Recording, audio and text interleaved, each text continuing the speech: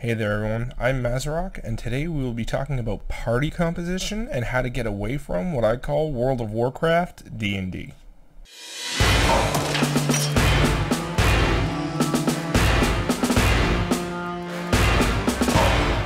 Just before we get started on talking about party composition, first I'd like to announce that on Patreon, as well as the combat tracker that I had added last week, I do have two sets of printable minis.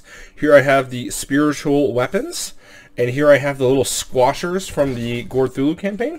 These are available to all patrons, so easily just print them off, cut them out, fold them in half, glue them onto the bases. I like doing it on poster board myself, makes them to be a lot more of a sturdy product, as well as use the Elmer's Extreme Glue there.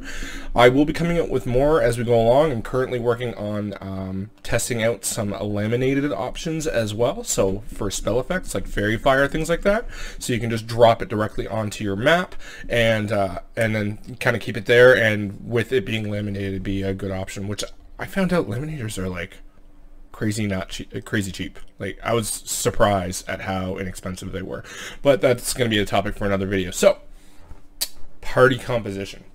Now, one thing I routinely see in Dungeons and Dragons starting out a new campaign is when people start talking about what they're going to play. Oh, well, what are we missing? Do we need a healer? Do we need melee? Do we need a wizard? What do we need? What's missing? And what they'll do is they'll fall into this MMO. Now, World of Warcraft popularized this in my mind, but it could have been another game as well that I just don't know the history of having tank, healer, DPS. Now, players are usually flexible enough where they don't mind having 2 or 3 tanks, or, you know, multiple healers. I mean, who doesn't like having multiple healers?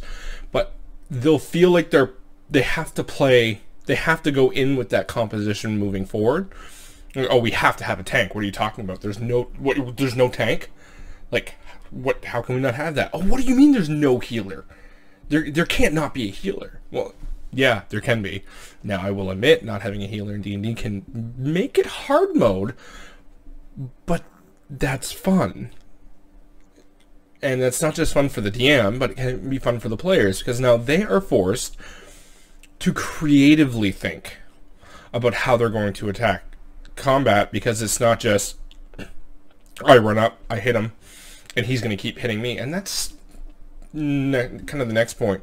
But D&D is a creative problem-solving game. The players are given these, you know, combat challenges or social challenges, and they have to creatively think their way through them, all while hoping the dice roll along with their creativity. And what this type of party composition takes away from is that exact creative solution. One thing that's unique with D&D is, oh, do we have a charisma character? And the moment that person, the party finds out they have a charisma character, sorcerer, warlock, bard, whatever, oh, yeah, no, you go talk. You're the talker. Go talk. No, anybody can talk. Anybody can tank hits for a little while. Anybody can, you know, learn some healing. Healer's kit, healer feat, by the way. Very, very good option there for some quick combat healing. There are so many options available to you that when people fall into this, they fall into a routine where what I've seen is they don't think creatively. And DMs, I've seen myself do this too, and I have worked mentally to try and break that. But what it is, oh, well, he's the biggest and up front, so they're going to go and attack him. No, not all monsters are that dumb. Some are. Some will just attack the first thing they see and keep attacking the first thing they see. You know, some monsters are that dumb. What they'll do is they'll just keep attacking the first thing they see and not even think twice. But if there is a caster or a range that are, you know, depleting the forces or doing major damage to some of the guys, some of these monsters or some of these enemies, because not all enemies are monsters, why wouldn't their attention divert to them? This isn't World of Warcraft with a programmed threat meter that says, oh, bing, bing, bing, bing, time to notice me. They can do that right off the bat. The need for tanking is only a solution if the DM allows it to be a solution. Now, I'm not saying go attack the wizard first every single time, but think about what your enemies or what your monsters would probably do in that scenario. Maybe one is resistant to piercing, bludgeoning, and slashing damage, but it really doesn't like fire. So the wizard starts casting Firebolt. Do you think it's going to keep attacking the one who's barely hurting it, or the one who's hurting it a lot? It's immediately going to change course and go for the one that's doing the most damage. That is a logical progression for survival that a creature or an enemy would make. So why not? Why just keep having it attack the barbarian? It makes no sense. But we as a DM fall into these pitfalls, or this pitfall of having to respect the party composition that MMOs have created.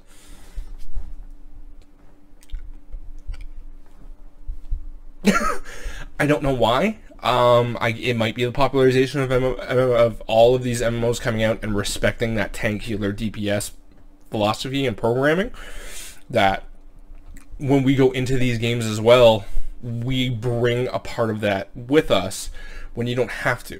One of the funnest games I've ever been in as a player was when 4 people showed up as wizards. Every single one was a wizard. Now, not really miraculously, there's enough traditions, but we didn't have the same school. Nobody had the same school. We were all very different wizards. Some of us had some spell overlap, but it was just a short campaign, couple sessions. Oh man, was it fun. We were worried. We spent all of our gold on healing potions. Immediately what we do is, healing potions. But we thought very creatively about our combat. We were playing with maps. And because I knew my spells, someone might be like, well, I'm going to cast this next. So I would... we'd say each other, we'd role play, hey, what's the plan going forward if we had time. Ambush, you're kind of just free for all. But if we had time to kind of maybe plan out the attack with what spells we knew, especially wizards, other wizards might know what other wizards can do, we would continue, bring them forward, start the battle, but then kind of sparse ourselves backwards in a line, so that way we could constantly fall back while doing pushback, while someone had gusts of the wind going, while we could kind of go around. Nothing could touch us. But that's because we thought creatively about how to survive. How would 4 wizards survive? How would 4 bards survive? How would 4 barbarians survive? They're gonna rage massively, endlessly, but that's whatever. But that's the point, is this game gets so much more fun when people are thrown into the mix with no idea how to do anything, and they have to just figure it out. The non-charisma characters put in a social challenge. Oh, you have -2? Let's do it. It might fail, but this comes back to failure can be fun. This is D&D. We play a game with these funny dice that don't always agree with us. I've had nights where I can't roll above a 4. Doesn't matter player DM. I'm not hitting nothing. I just can't. It's not happening. But I have some nights where I can't roll below a 17. It happens. And those nights are fun because of those dice. But you have to allow the dice to be fun. I know as a player or a DM, we want every dice roll to succeed. Of course we do. Nobody wants to fail. But if you as a DM can work towards making that failure fun and not just punishing, because that's where I think some of this comes in, is people don't want to get punished. Now, there's a difference between punishing and something bad happening, okay? Just because a dice roll is bad doesn't mean they automatically failed the stealth check, or the charisma check on the deception means that, let's say it's a deception check and they rolled pretty terribly. They rolled a 5 or 6. That person might not, it's not a huge insight check into their entire backstory and they know what they're doing is faking. They know something's faking right now. They know this person is lying. But what are they lying about? They might not know. They might press that forward. They might press that conversation forward and move on that way. A failed dice roll isn't automatically a failure at the entire situation. But these are all things that kind of come into play and motion the more that we work and we talk about it. So when you're doing your session 0, which I seriously hope you are, bring up this party composition with your players when they start talking like, okay, well, I'll be the healer and I'll be this and I'll be that. No, play what you want. This is where the fun comes in. Players have the most amount of fun when they're playing a character they wanted to play to begin with. Sometimes they found out through playing that character and experimenting, they didn't like a wizard. They didn't like a bard. Maybe they didn't like a barbarian. Or who knows. And they want to switch. That's fine. But it's never fun for someone to feel like they're forced to play a cleric. Clerics are one of my favorite classes. And the reason they're some of my favorite classes is not the healer portions of them. Forge Cleric, amazing subclass. Has like zero to do with healing. I'll warn people when I'm coming on the Cleric. I'm not even choosing. I might choose Healing Word. Might. But don't expect me to save all y'all every turn. Like, that's not how this is going to work. I have a character in mind. I'm going to have fun with this. So it's just having to get away from that mentality and having to do that in session 1 and allowing and reinforcing the play what you want. If several of you want to be barbarians, be barbarians. If several of you want to be wizards, several of you be wizards. You're going to find that there can be a lot of fun with just showing up and having to creatively think your way through any of these problems. Oh, nobody chose a charisma class? Social encounters can start getting a whole lot more fun, a whole lot more ridiculous instead of just auto-succeeding. So I think that's something that DMs need to address in session 0s right off the bat. And I honestly think it'll bring a lot more life to your game. Currently in my home game, I reinforce that. We don't have a healer, and I think there's only a bard for magic casters. So I've created a couple of magic items that they can use that are, you know, recurring heals. If nothing too overpowered, I think it's like 2d8 a day or something like that. They can take it as an action. Something like it was an apple of healing. That's what it was. But this gives a party that has 0 healing, aside from a bard who wasn't really planning on healing options, and to overcome the magic portion that they feel they're lacking, we implemented the sidekick rules.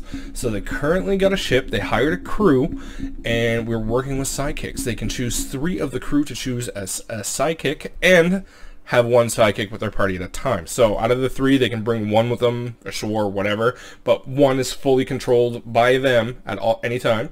So they can choose if they want an extra warrior, if they want a spellcaster, or if they want an expert. Now, because of their lack of spellcasting, they're more frequently bringing in the spellcaster, but that's filling that gap they're missing. There are so many ways to do that as a DM to the players that can be very rewarding, that there's no need to encourage this mentality of tank healing DPS. And when my party does it, when the party that I'm DMing for doubles down on tank healer DPS, because no, this is the way it has to be, that first fight, I'm just gonna make the enemies less interested in the guy that's trying to get in their face, unless he does something special. If he's trying, instead of just I run up and I hit him. Okay, you run up and you hit him. Good chance that guy knows disengage, and he's gonna try and get away from you as fast as possible and start making your life miserable around the spellcasters. Disengage is a wonderful action that your NPCs can take. You can use it. They don't always have to take attacks of opportunity. There's so many ways around it, and I honestly think that we need to be more conscious of this in our gameplay and our game style, so then that way when we do start these new campaigns, everyone can just play what they want. And going into those campaigns with fresh characters, everyone's playing what they want, you're going to have a whole new list of problems that are going to arise, and them having to find solutions for them instead of falling back to tank, healing, DPS, charisma character. That's it. I stream on Twitch every Wednesday, Thursday, and Saturday at 7 p.m. Eastern. If you wish to support the channel directly, my Patreon link is in the description box below. It goes a very, very long way, and I'm trying to put out stuff on there every week. I currently have the buy round initiative tracker that I've fallen in love with. It's something little something I designed myself. I'm putting out printable minis. I'm going to be making monster cards as well, so that way you can just print those out. Just kind of write what they are on them and have them reused. They're going to be laminatable. But then that way, I'm putting in a lot on Patreon is what I'm really trying to say as well. Please like, comment, subscribe. Tell me your thoughts about this. Am I completely wrong and completely crazy for thinking any of these things? Or, do you agree? Are there variations that you'd like to see done as well? Please comment below. I would love to hear your opinions. Aside from that, I hope your next session is a fantastic one, and have yourself